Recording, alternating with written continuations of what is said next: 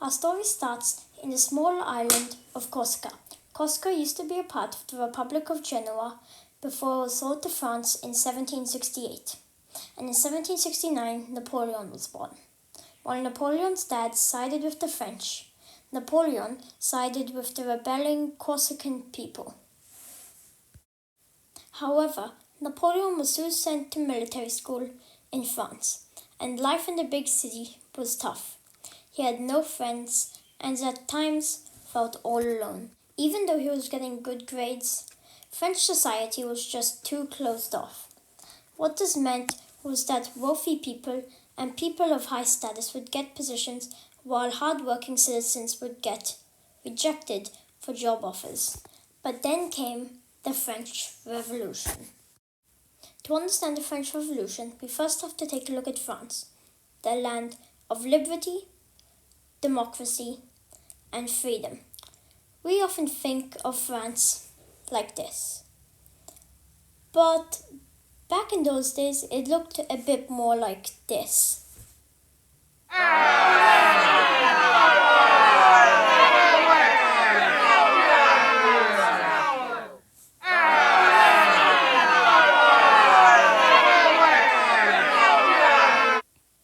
The Siege of the Bastille, which was when French civilians supporting the revolution besieged the old prison called the Bastille in order to gain some more firearms.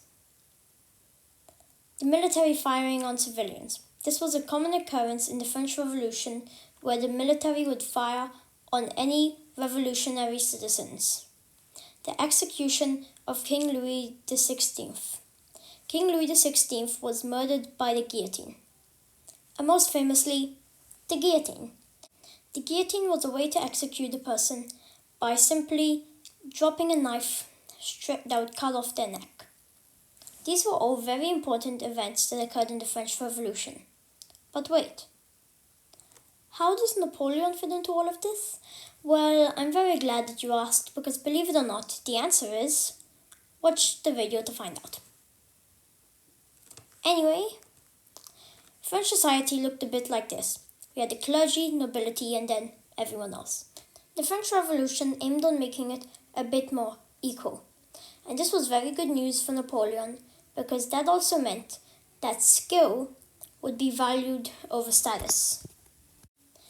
When he graduated military school, he was given an army and immediately began fighting to defend the revolution. He broke a British siege at the city of Toulon. The French planned a three-pronged attack on Vienna with two armies in the north and Napoleon in the south. Although his army was supposed to be a bit of a distraction, he made it the attraction. He took on the Sardinian armies, knocking them out of the war, masterfully splitting the Allies into two, sending riches back to France, and putting the Austrians on the run. When he finally caught up with them at the Battle of Lodi, he ordered his men to charge into the Austrian lines on the only bridge in town. And they did it without thinking twice, all while Napoleon was in the front lines aiming the cannons himself. As the French armies began to close on Vienna, As the French armies began to close in on Vienna, they forced the Austrians to settle for peace, with Napoleon overseeing some of the negotiations himself. When Napoleon returned to France, he was once again hailed as a hero, but the extremely unpopular government thought that he was getting some power-hungry ideas, so they sent him far away to Egypt, where he was eager to gain more glory. He brought with him Several months later. He eventually made it to Cairo, where he encountered a large Mamluk force near the pyramids. It was 8 miles away, but still. He formed into square formations because the Mamluks were surrounding him. And then he moved some of his units to take on the charging Mamluks. And the battle went a bit like this.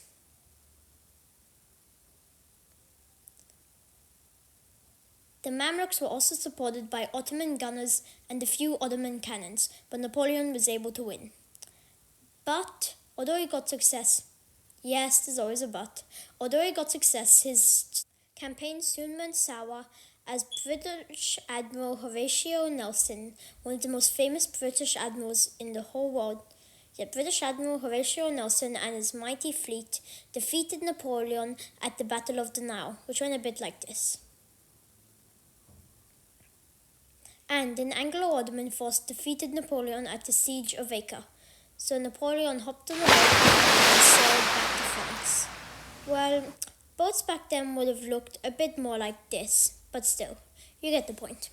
When Napoleon returned to France, he was once again hailed as a hero. But wait, I thought that his campaign in Egypt didn't go successfully. Well, yes, it didn't, but he published newspapers that exaggerated his achievements a lot. And he also commissioned paintings that made it look like it went a lot better than it actually did. When Napoleon returned to France, he also decided to stage a coup. Where would it happen? In an isolated palace outside of Paris called the Château de Saint-Cloud. He trapped the government inside the palace, and everybody was a bit confused about what was going on. In fact, Napoleon even got punched in the face, but he called his brother, who helped Napoleon force the government to hand over power to Napoleon. Napoleon did some writing, and there were 3 people in charge of the country.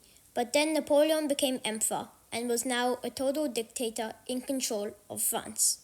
Although military success was one thing, could he also govern? I mean, he was in charge of France now. Well, the answer is yes. So France had a bunch of different legal codes that didn't apply to the whole country. So Napoleon made one central code that applied to the whole country. France's economy was very bad, so Napoleon gave them a new bank and currency reform. But was soon called out to the battlefield to face the Austrians. And this time, he crossed the Alps to break the siege of Genoa. Napoleon followed in the path of those before him, crossing the Alps. He then attacked the Austrian supply line at Milan, forcing the Austrians into battle, which went a bit like this.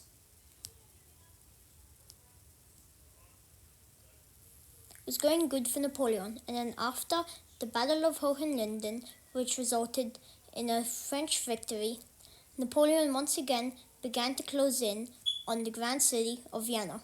Wait, no, not again. This Vienna. Anyway, as he closed in on Vienna, he forced the Austrians to once again make peace at the Treaty of Louvain in 1801. Only the British remained at war with Napoleon, and they were using their strong navy to blockade the French.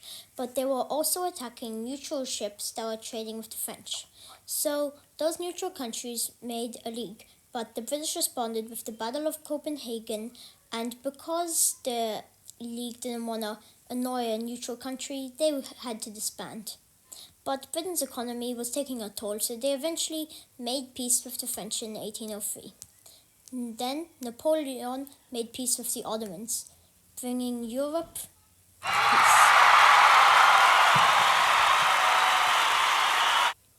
But this peace didn't last for long, because in 1803 the British redeclared war on the French. And this time they had a trick up their sleeve. Money.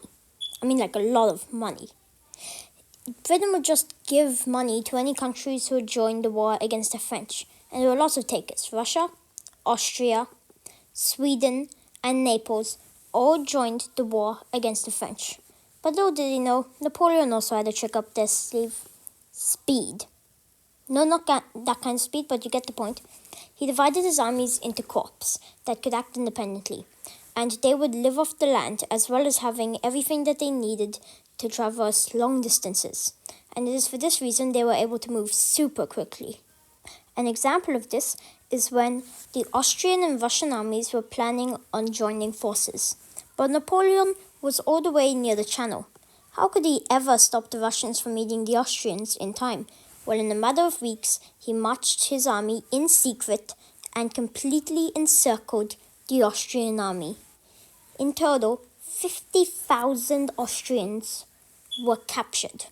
Napoleon later said, "I've destroyed the Austrian army by simply marching." And then in the Battle of Austerlitz, Napoleon made his weaker right flank more exposed, and he hid his large army at the back behind numerous trees. The Russians charged at his weaker flank. Little did they know, this is exactly what Napoleon wanted them to do. The battle went a bit like this, with the Russians charging and the French holding the line, while waiting for their larger army to slowly move in on the now weakened Russians on the hill and absolutely decimate them. They swerved around and destroyed the Russians, and when the Russians attempted to flee over the river, Napoleon ordered his cannons to fire on the ice, causing an unknown number to drown. The Austrians once again had to make peace, and after the French conquest of Naples in 1806, in which he made his brother the King of Naples, Britain, Russia, and Sweden were the only ones who remained at war with Napoleon, but they couldn't really pose that much of a threat, so Napoleon began to gain more power over Europe. He first established the Confederation of the Rhine, which led to the disbanding of the 1,000-year entity that was the Holy Roman Empire. He then gave out land to his family. This did include his brother and many others. His wife, fun fact, was also the Queen of Italy. He also made an alliance with Spain and planned for a Franco-Spanish invasion of Great Britain. But this plan was scrapped after the legendary Horatio Nelson, the same person who defeated Napoleon's army at the Battle of Nau, legendary Horatio Nelson destroyed the French and Spanish forces at the Battle of Trafalgar. But Napoleon had another problem, the Prussians. Prussia now declared war against the French, but their military was a bit outdated. They were a bit, weak, and they were very rusty. This wasn't the time of Frederick Wilhelm the Great after all, so Napoleon swept through Prussia with ease and took Berlin again with ease. But then came the winter, and the Russian and Prussian forces started to get some victories. But one of Napoleon's generals, who would later make the other king of Naples, one of Napoleon's generals charged down the Russians. Then, at the Battle of Friedland, Napoleon absolutely annihilated the Russians after the Russians made a very big mistake. Although they outnumbered Napoleon, the Russians made it so that the army was in front of the river, so Napoleon could push them back and then once again fire on the water, causing a once again unknown number to drown in the water. And with that, the War of the Fourth Coalition was another French victory. Napoleon then made an alliance with the Russians in which Prussia would lose a lot of land to the two powers, and in return, Russia would invade Sweden and join the war against the British. Napoleon also announced the continental system, which meant that nobody in Europe was to trade with the British, so the British simply amped up their trade with other parts of the world, like America. America, for one, found themselves stuck between the British and the French, with pressure from both sides. But I'm sure that America definitely wouldn't have a war with any of these countries in the future.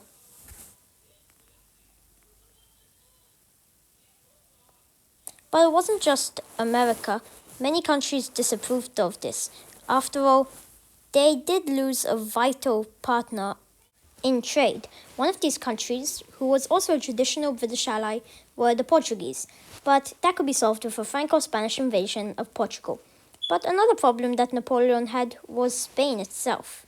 You see, after losing their fleet at Trafalgar, they were trying to find a way out of being Napoleon's ally. And the Spanish royal family, the Spanish royal family were very unpopular. At times, nobody knew who was king, and the whole thing was just a big mess. So Napoleon had a very good idea. He would invite them to France, while the French, who are already in Spain after occupying Portugal, they would occupy Spanish forts. But, as it turns out, the Spanish didn't really like this, and after Napoleon made his brother, the same person who was the King of Naples, after Napoleon made his brother the King of Spain, they were essentially a puppet. But the Spanish people were very angry with this, because even though their own royal family was very unpopular and they didn't want them in charge, they certainly didn't want a foreign power in charge. So the Portuguese, who are now independent, the Portuguese allied with the Spanish, and they started pushing out the French, as well as millions of guerrilla fighters fighting against the French. Now, Napoleon, it seems like there's a lot going on for him. Surely there couldn't be another problem. Well, Yeah, the thing about this that is Napoleon hadn't exactly made peace with the British yet. So the very sneaky British, while the French were distracted, they took the opportunity to land an army under the Duke of Wellington in Portugal. So this is very bad, and they also won a land battle against the French. The whole thing was a disaster. And this would become known as the Peninsular Campaign, which would drag on for 7 years. Then the Austrians saw a chance. With the French distracted in Spain, they decided to redeclare war on the French. But that was a disaster because, Napoleon kind of crushed them in just 4 months. So, as part of the peace agreement, Napoleon would marry Francis's daughter, and the two even had a son together. His name was Napoleon II. But this meant Napoleon had to divorce his wife, Josephine, who was the Queen of Italy. Now, another thing that I want to talk about, a very important part of the Napoleonic Wars, that thing is the Anglo-Ottoman War. Now you may be thinking, well, what on earth is that? Well, I'm going to give you some very mind-blowing information. Here it is. The Napoleonic Wars wasn't just battles against France.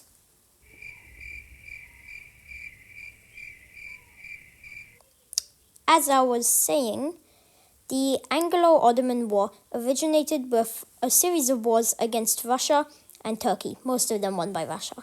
And France now had an alliance with the Ottomans. And Britain had an alliance with Russia now. And Britain, being a traditional enemy of the French, Britain declared war on the Ottomans. This is definitely the Ottomans that I'm talking about.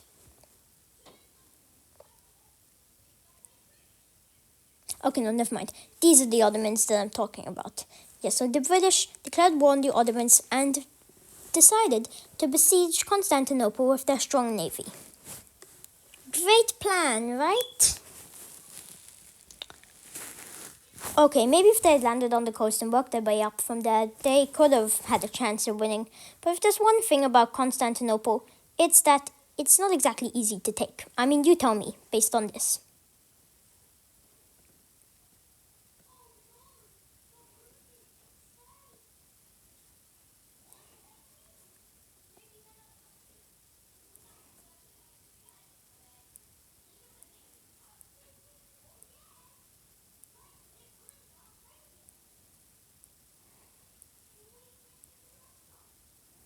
Despite the British having the far stronger and far superior navy, the Ottoman navy at their capital annihilated the British navy. And the Ottomans weren't exactly weak, they had a very strong, powerful force.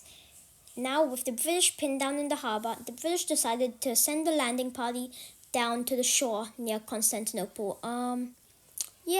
The Ottoman defenders absolutely crushed them, and there weren't that many of them either. The battle went a bit like this.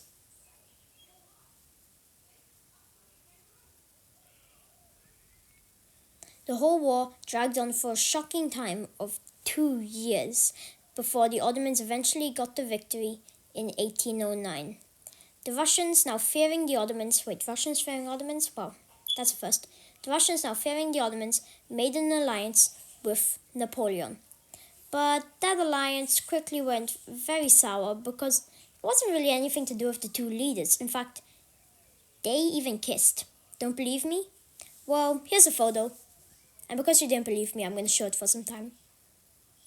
Anyway, Russia didn't exactly like the continental system because, not because they hated France, it's just that their economy was taking a toll. So they started to open up trade with the British once more. Napoleon, being Napoleon, responded by gathering 650,000 men from every last corner of his empire to launch an assault in Russia. The extreme humidity killed many of his soldiers, and his numbers shrinked as he went on.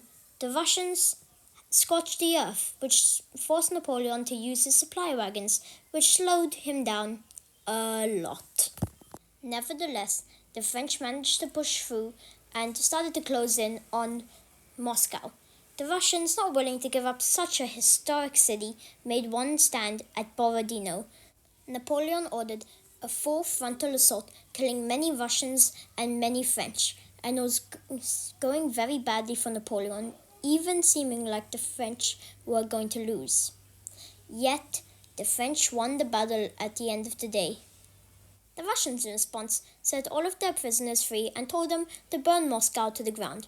Napoleon, realizing that he couldn't stay here that long, sent a letter to Tsar Alexander.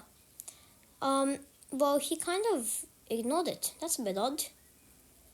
Oh, wait. Napoleon's trapped in Russia waiting for Alexander to respond, which he'll never do. And that's when Napoleon realized Alexander's plan. With 100,000 depleted and demoralized men left, Napoleon had to get out of Russia. Napoleon began to retreat, but Russian Cossacks, every single day, slowly made his army less and less in numbers. So Napoleon deserted his men, just like he did in Egypt. Classic Napoleon. But the remaining 70,000 men did manage to get it out alive, but then the worst happened. Russia, Sweden, and Prussia all joined forces and declared war against Napoleon, and they started to recapture captured territory and started to move in on France. So Napoleon had to make a stand at the legendary Battle of Leipzig, where Napoleon was outnumbered. 4 different countries, and some British as well, very few, but still some. 4 different countries were attacking him. This battle is also known as the 6 Days Campaign and as the Battle of the Nations. And it was the second most bloodiest day in the history of the Napoleonic Wars. And it went a bit like this.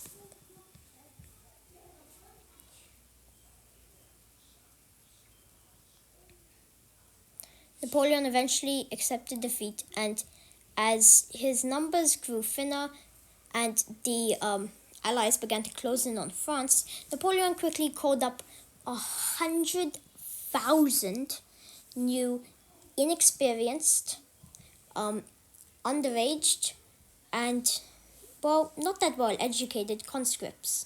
And, well, there was a peace agreement that was going to be made, but Napoleon rejected the terms.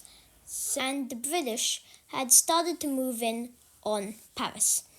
A British, Spanish, and Portuguese force led by the Duke of Wellington, also known as Arthur Wellesley, who would be the 2-time Prime Minister of the UK, they decided to push Napoleon out of Spain, and a Peninsular campaign resulted in a coalition victory. And what was worse, the King of Naples, one of Napoleon's most trusted generals, Murat, had declared war on Napoleon. So this was very bad for Napoleon, and he had no choice but to abdicate, and he was exiled to Elba.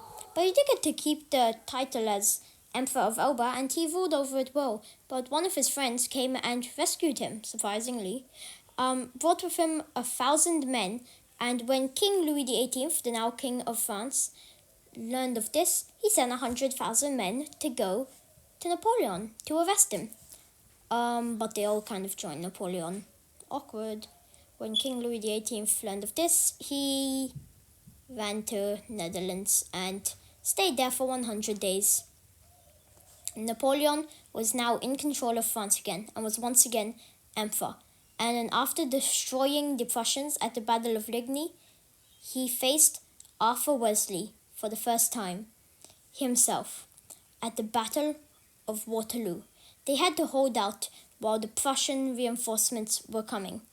So the British, in order to give themselves the best chance against Napoleon, fortified farmhouses and took up defensive positions. The battle was gruesome, and Arthur Wellesley eventually formed into square formations to stop the oncoming French cavalry. But then Napoleon ordered his cannons to fire on those square formations, which tore them to shreds. It was looking like the British were going to lose and Napoleon was going to come back. But then the Prussians arrived, and the combined efforts absolutely destroyed Napoleon. Napoleon had faced defeat and now was exiled to a small island near Africa called St. Helena, where he was guarded by 20,000 British and 2 ships. Napoleon, he was the Emperor of France, the conqueror of Italy, and the master of Europe. He was now depressed, 51 years of age, and writing biographies, and he had his hands in his pants. Here's a photo. You probably don't want to see that. Napoleon eventually died in 1821 at 51 years old. His tomb is still in France today for us all to see.